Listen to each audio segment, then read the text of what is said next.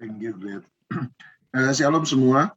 Mari kita buka Kejadian pasal yang ke-12, Kejadian pasal 12 ayat yang pertama sampai ayat yang ketiga.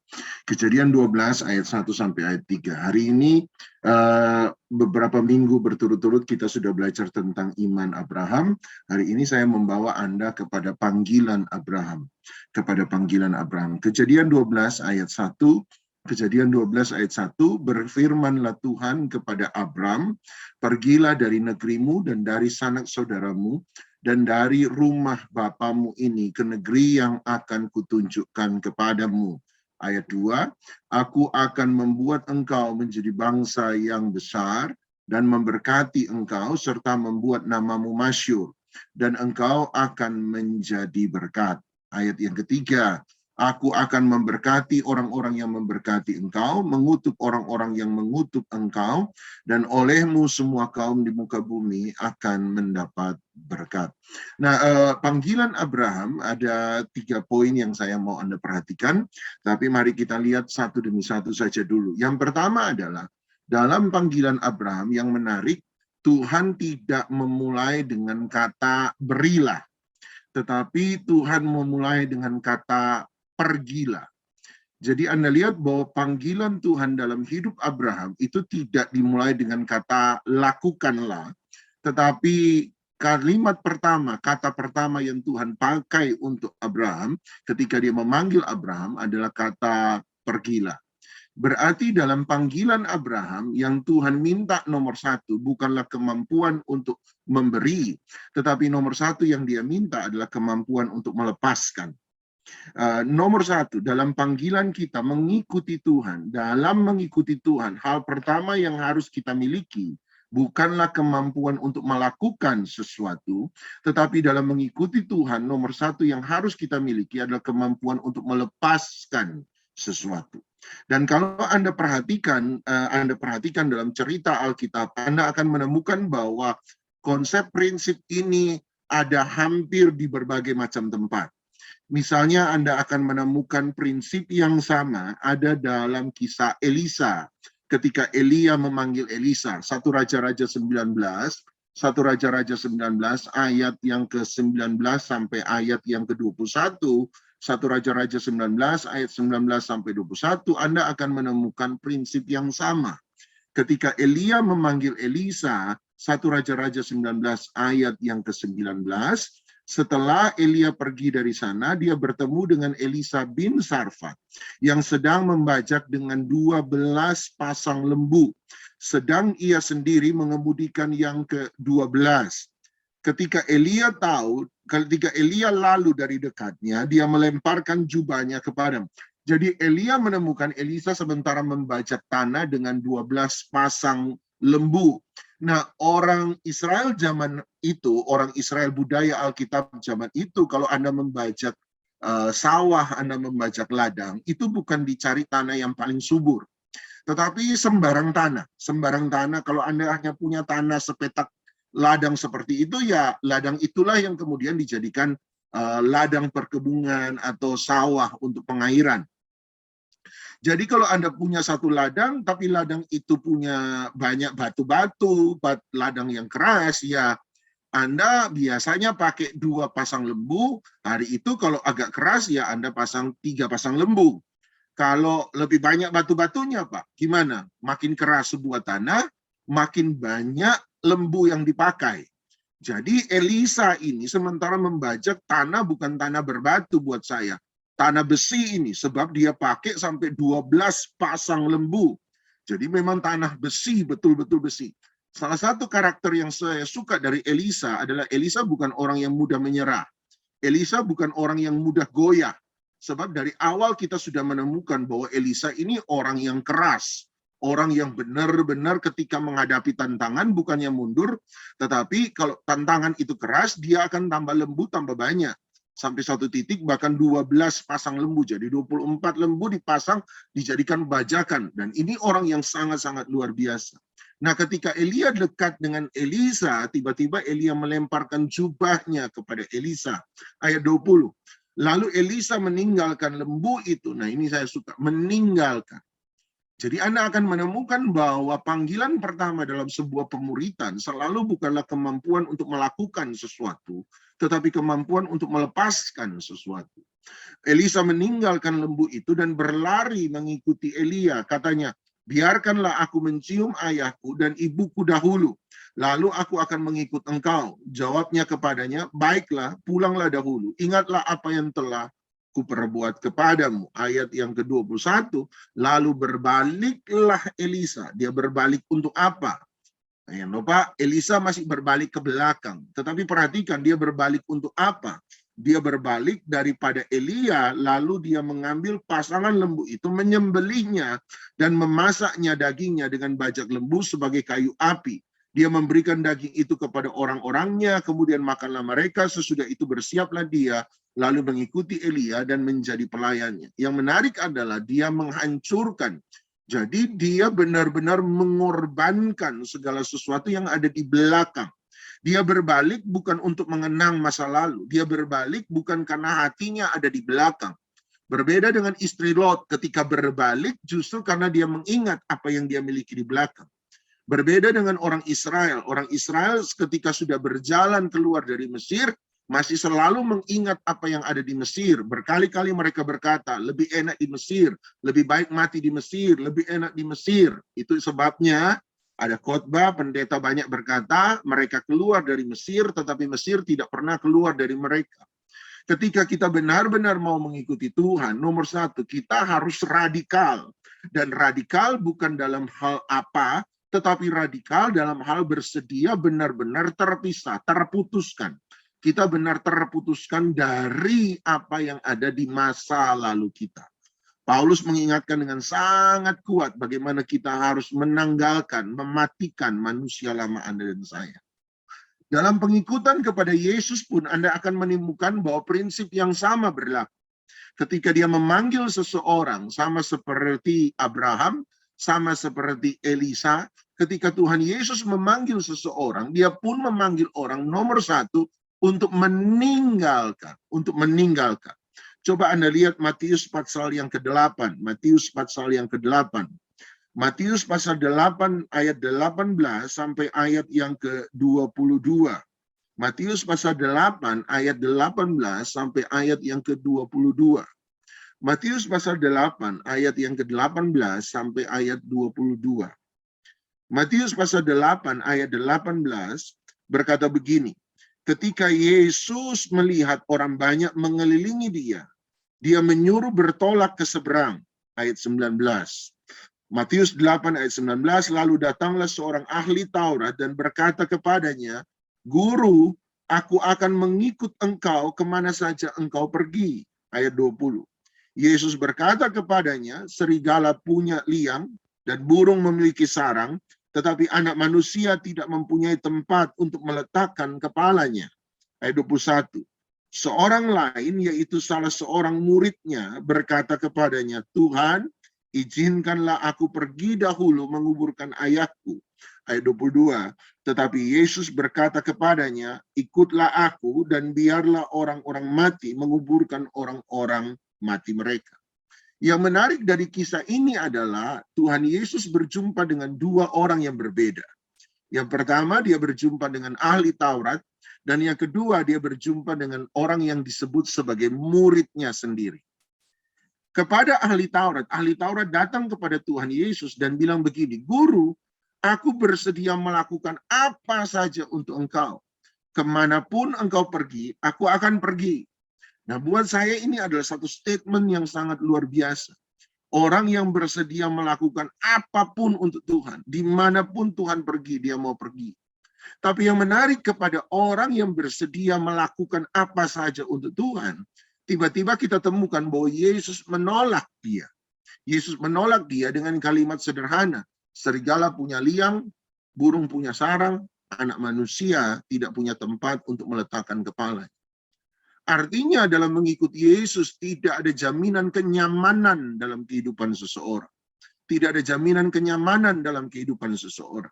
Dalam mengikuti Yesus tidak ada tempat yang pasti. Tempat yang pasti dalam mengikuti Yesus hanya satu.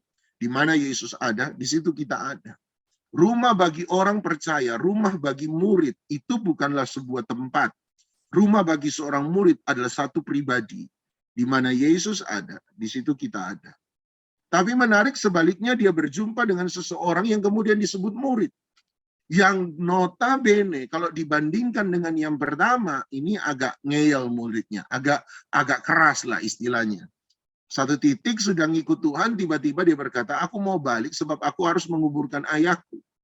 Dan Yesus mengingatkan dia, biarkan orang mati menguburkan orang mati mereka. Artinya kembali lagi, bahwa ketika dia memanggil seorang murid, maka hal pertama yang dia minta adalah, ketika orang itu jadi murid, benar-benar orang itu terlepas dari masa lalunya. Mari saya kasih satu ayat sebelum kita belajar kembali Kejadian 12 ayat 1. Matius pasal 18, Matius pasal 19, Matius 19, Anda akan menemukan kisah tentang orang muda yang kaya. Matius 19 mulai dari ayat yang Matius 19 ayat 16 sampai ayat yang ke-26. Di sana Anda akan menemukan kisah tentang orang muda yang kaya. Kita tidak perlu baca, tetapi orang muda yang kaya memberi dua pertanyaan sebenarnya kepada Yesus. Ada dua pertanyaan. Pertanyaan pertama orang muda yang kaya kepada Yesus adalah dia bertanya, guru yang baik, perbuatan baik apakah yang harus kulakukan supaya aku memperoleh hidup yang kekal? Pertanyaan orang muda yang kaya pertama pada Yesus adalah bagaimana supaya aku bisa memperoleh hidup yang kekal? Kata hidup yang kekal saya artikan sederhana, kita memahaminya sebagai keselamatan. Bagaimana supaya saya bisa mengalami keselamatan? Bagaimana supaya saya bisa mendapatkan keselamatan? Menariknya Tuhan Yesus, karena hari itu ada dalam Torah Perjanjian Lama, dia menunjuk kepada Torah. Dia menunjuk kepada 10 perintah Allah. Hanya, kalau Anda perhatikan baik-baik, dia hanya menyebutkan perintah-perintah Allah dalam hubungan antara manusia kepada manusia. Dia tidak menyebutkan perintah-perintah Allah dalam hubungan manusia kepada Tuhan. Jadi dia tidak menyebut 3-4 perintah yang pertama, dia menyebut 7-6 perintah yang terakhir. Anda tahu bahwa 10 perintah Allah terbagi menjadi 2 bagian secara umum, 2 bagian. Yang bagian pertama adalah hubungan kita dengan Tuhan, dan bagian kedua adalah hubungan kita dengan sesama. Menariknya adalah Tuhan Yesus kemudian menyebutkan perintah-perintah yang ada hubungannya dengan sesama. Dia tidak menyebutkan ada hubungannya dengan Tuhan. Dan saya percaya orang muda yang kaya sebagai seorang yang taat kepada hukum Taurat, saya tahu dia menyadari hal itu, tetapi dia sengaja tidak mengungkit itu. Sebab saya percaya bahwa kekurangan orang muda yang kaya ini bukan pada hubungannya dengan sesama, sebab ketika Tuhan Yesus mengatakan, hormati orang tua, jangan membunuh, jangan mencuri, dia berkata, aku sudah melakukan semuanya itu. Artinya dia tidak ada kecacatan, dia tidak ada kegagalan dalam hubungannya dengan orang lain. Tetapi justru buat saya yang kurang dari orang muda yang kaya adalah hubungannya dengan Tuhan. Dan mari kita akan belajar sebentar, nanti kita akan lihat kenapa itu terjadi. Dan Tuhan Yesus ketika mengatakan itu, dia berkata, aku sudah melakukan semuanya itu. Apalagi yang kurang. Dia berkata, apalagi yang kurang. Dan yang menarik adalah dia bertanya, pertanyaan kedua adalah kalau dia mau sempurna. Artinya kalau saya mau sempurna, apalagi yang harus saya lakukan? Nah, berarti ada 2 pertanyaan yang berbeda. Yang pertama adalah bagaimana supaya memperoleh hidup kekal, bagaimana supaya saya bisa diselamatkan. Tetapi yang kedua adalah bagaimana supaya dia bisa memperoleh kesempurnaan. Bagaimana dia bisa memperoleh kesempurnaan. Jalan keselamatan dan jalan kesempurnaan menurut saya 2 jalan yang berbeda. Jalan keselamatan dan jalan untuk menerima kesempurnaan adalah 2 hal yang berbeda. Jalan keselamatan kita peroleh hari ini dengan kasih karunia Tuhan. Kita percaya kita menerima keselamatan. Kita percaya kepada Kristus, kita menerima keselamatan. Torah kemudian mengajarkan pada waktu itu adalah lakukan Torah, maka kamu akan menerima keselamatan. Tetapi jalan kesempurnaan ketika dia bertanya, apalagi yang kurang? Nah, ini yang harus Anda lihat. Untuk mengalami keselamatan, Anda percaya pada Tuhan. Tetapi untuk mengalami kesempurnaan, Anda harus belajar mengikut Tuhan. Dan Tuhan Yesus ketika berkata bahwa jalan kesempurnaan adalah mengikut Dia, syarat pertama yang Dia minta dari orang muda yang kaya, Anda ingat ceritanya, Dia berkata apa? Pulanglah ke rumah, jual semua milikmu, bagikan kepada orang miskin, ikutlah aku. Anda lihat, jalan keselamatan Anda lakukan Torah ketika Dia berkata pada orang muda yang kaya. Tetapi jalan kesempurnaan, engkau harus mengikut aku. Dan syarat pertama untuk mengikuti Yesus bukan melakukan sesuatu. Syarat pertama mengikuti Yesus selalu adalah melepaskan sesuatu. Sebab perjalanan kita adalah perjalanan menjadi satu pribadi yang berbeda dengan kehidupan kita yang lama. Oleh sebab itu Dia meminta seseorang untuk mengikuti Dia. Nomor satu, belajar melepaskan sesuatu. Nah, kembali ke Kejadian 12 ayat 1 sampai ayat 3. Kejadian 12 ayat 1. Ada 3 hal yang Tuhan minta dari Abraham untuk Dia lepaskan. Ada 3 hal yang Dia minta dari Abraham untuk Abraham lepaskan. Nomor 1, kalau Anda lihat, Dia berkata, pergilah dari negerimu. Berarti nomor 1, Dia harus keluar dari negerinya. Nomor 2, Dia berkata, keluar dari sanak saudaramu. Dan yang ketiga Dia berkata, keluar dari rumah bapamu. Ada 3 hal yang Dia minta untuk Abraham lepaskan hari itu. Nomor 1, negerinya. Nomor 2, sanak saudaranya. Nomor 3 adalah rumah bapaknya atau bapaknya. Makanya Anda akan melihat dalam Kejadian 11, Kejadian pasal 11, ayat yang ke-27 sampai ayat yang ke-32, Lukas pasal 11 ayat 27 sampai 32, Tuhan berurusan dengan Abraham dalam hal bapaknya, dalam hal negerinya dan rumah bapaknya. Kejadian 11 ayat 27 sampai 32, Dia berurusan dengan Abraham dalam hal negerinya dan rumah bapaknya. Kejadian pasal 12, panggilan Abraham, Dia mengulang kembali Abraham harus keluar dari negerinya. Tetapi Kejadian pasal 13 bicara tentang Abraham harus keluar dari sanak saudaranya. Jadi Kejadian pasal 11 dia keluar dari rumah bapaknya. Kejadian pasal 12 dia keluar dari negerinya. Kejadian pasal 13 dia keluar dari sanak saudaranya. Jadi Abraham harus melepaskan 3 hal. Dan Tuhan minta memang 3 hal. Baru kemudian Tuhan berurusan dengan Abraham. Selama Tuhan belum berurusan dengan 3 hal ini, Abraham belum bisa melepaskan 3 hal ini, Tuhan belum akan berurusan dengan Abraham pribadi. Kejadian 11, dia berurusan dengan rumah bapaknya. Kejadian 12, dia berurusan dengan negerinya. Kejadian 13, dia berurusan dengan sanak saudaranya. Jadi 3 hal yang harus dilepaskan Abraham, baru setelah itu Tuhan berurusan dengan Abraham pribadi. Mari kita lihat Kejadian 11 ayat 27 sampai ayat 32. Ada 3 hal yang harus dia lepaskan. 3 hal yang harus dia lepaskan. Negerinya, rumah bapaknya, sanak saudaranya. Mari kita lihat Kejadian 11 ayat 27 sampai 32. Kejadian 11 ayat 27, inilah keturunan Tera. Tera punya 3 orang anak. Abram, Nahor, Haran. Jadi 3 orang anak. Abram, Nahor, Haran. Haran memperanakan Lot. Ketika Tera ayahnya masih hidup, matilah Haran di negeri kelahirannya di Ur-Kasdim. Abram dan Nahor kedua-duanya kawin. Nama istri Abram ialah Sarai dan nama istri Nahor ialah Milka. Anak ayah Milka dan Yiska. Sarai itu mandul, tidak mempunyai anak. Lalu Tera membawa Abram, anaknya serta cucunya Lot, yaitu anak Haran, dan Sarai menantunya, istri Abram anaknya. Dia berangkat bersama-sama dengan mereka dari Ur-Kasdim untuk pergi ke tanah Kanaan. Lalu sampailah mereka ke Haran dan menetap di sana. Umur Tera ada 205 tahun, lalu ia mati di Haran. Nah, Anda perhatikan bahwa Tera ini dimulai dengan kisah Tera, ayah dari Abram. Tera punya 3 orang anak, Abram, Nahor, dan Haran. Kemudian Alkitab memberi penjelasan sedikit rinci tentang anak ketiga yang disebut, yaitu Haran. Haran punya 3 orang anak. Haran punya 3 orang anak. Lot, Milka, Yiska. Jadi Haran punya 3 orang anak, Lot, Milka, dan Yiska.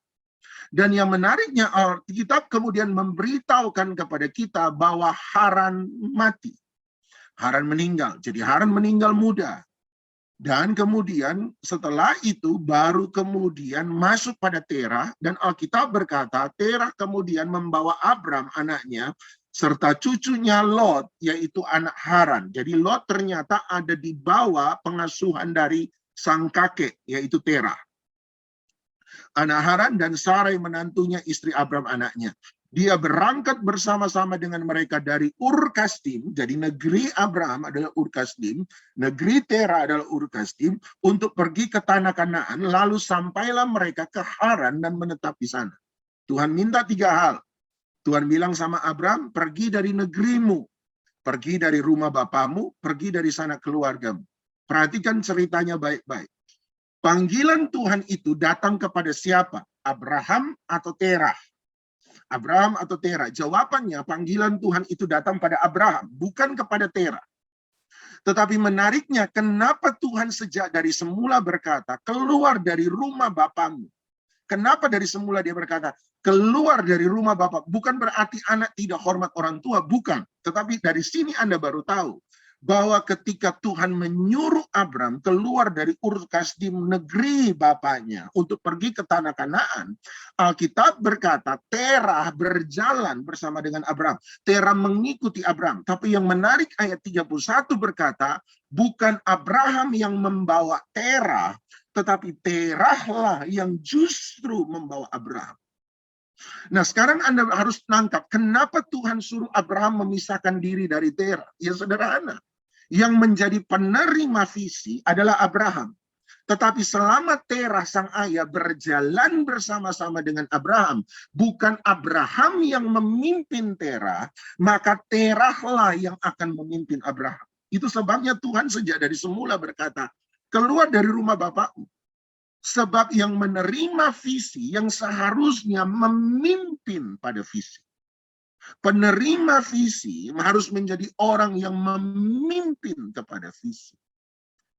Jadi kalau Anda yang terima visi, sekalipun hari itu ada orang yang lebih luar biasa, yang Tuhan mau adalah penerima visi lah yang harus menjadi pemimpin visi. Tetapi selama Terah hidup, Abraham tidak akan pernah bisa memimpin. Dan justru ketika Abraham menyerahkan kepemimpinan itu kepada Terah, sekalipun Terah tahu bahwa Tuhan memanggil Abraham untuk masuk ke tanah Kanaan, tetapi Anda melihat bahwa dia justru berhenti di sebuah tempat yang bernama Haran. Mengapa dia berhenti di tempat bernama Haran? Haran punya salah satu arti.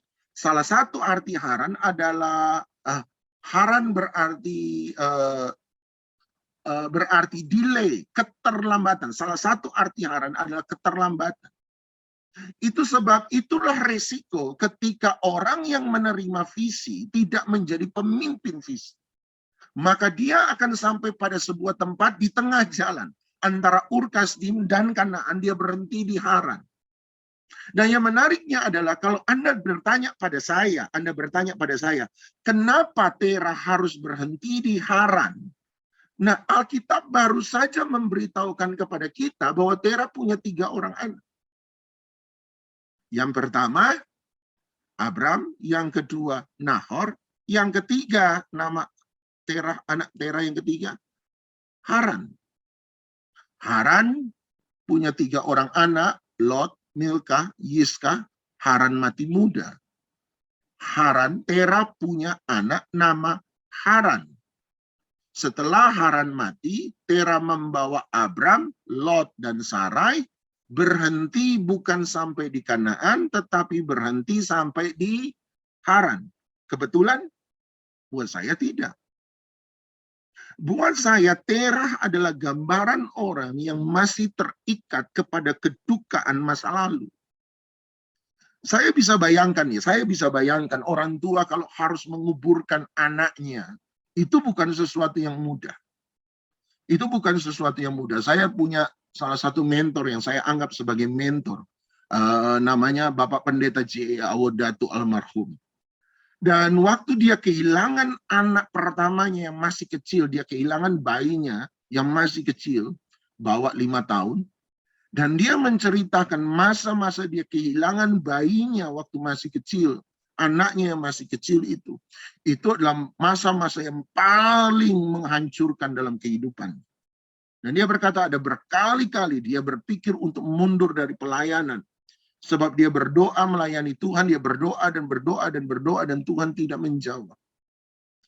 Ada satu titik dia cerita berhari-hari dia datang ke kuburan, terus kubur anaknya hanya untuk duduk. Dari pagi sampai siang hanya untuk duduk dilihat pusara anaknya, terus menerus. Penuh dengan kemarahan, penuh dengan sakit hati, penuh dengan kekecewaan. Berkali-kali dia berpikir untuk benar-benar mundur dari Tuhan. Dan saya bisa bayangkan, waktu ada satu pendeta di Jalan Raja Wali, Surabaya, Om almarhum Batubara, harus menguburkan juga anaknya yang sudah dewasa tapi sudah menikah, tapi dia menguburkan. Dia menangis di kuburan anaknya dan dia bilang begini di hadapan banyak orang. Dia bilang biasanya yang muda menguburkan yang tua, tapi hari ini yang tua menguburkan yang muda. Dan hari itu dia menangis dan menangis. Saya merasa bahwa Haran adalah gambaran seseorang yang masih terikat kepada kehilangan anak di masa lalu. Bukan salah, bukan salah. Tapi buat saya, mungkinkah itu sebabnya Tuhan berkata kepada Abram, engkau harus keluar dari rumah bapamu. Sebab bapakmu adalah orang yang masih terikat dengan kekecewaan, dengan sakit hati, mungkin dengan kepahitan, mungkin dengan kesedihan, kedukaan masa lalu. Dan orang yang punya problem hati masa lalu tidak akan pernah bisa memasuki visi yang Tuhan akan mau bawa. Kita tidak akan pernah bisa membuka pintu masa depan sebelum kita belajar menutup pintu masa lalu. Kita tidak akan pernah bisa melangkah membuka pintu masa depan selama Anda dan saya tidak pernah belajar untuk menutup pintu masa lalu. Itu persoalannya dengan Terah menurut saya. Kehilangan terhadap anaknya yang bernama Haran ketika sampai di sebuah kota, saya nggak tahu kenapa, tetapi ketika kota itu bernama sama dengan anaknya, mengingatkan Terah kepada anaknya, tiba-tiba dia stuck, dia berhenti, dia tidak mau bergerak. Abram harus menunggu sampai Terah mati, baru kemudian Abram harus bisa melanjutkan perjalanannya. Makanya sejak dari semula Tuhan berkata, keluar dari rumah, bukan cuma negerimu Ur-Kasdim, tapi keluar dari rumah bapakmu, sebab Tuhan tahu apa yang ada dalam hati Terah hari itu. Makanya dia delay satu panggilan Tuhan, satu rencana Tuhan, didelay, diperlambat justru karena persoalan hati dalam hidup seseorang. Dan kalau Anda pergi kepada orang ketiga yang Tuhan suruh untuk Abram lepaskan, sanak saudara, adalah persoalan dengan Lot.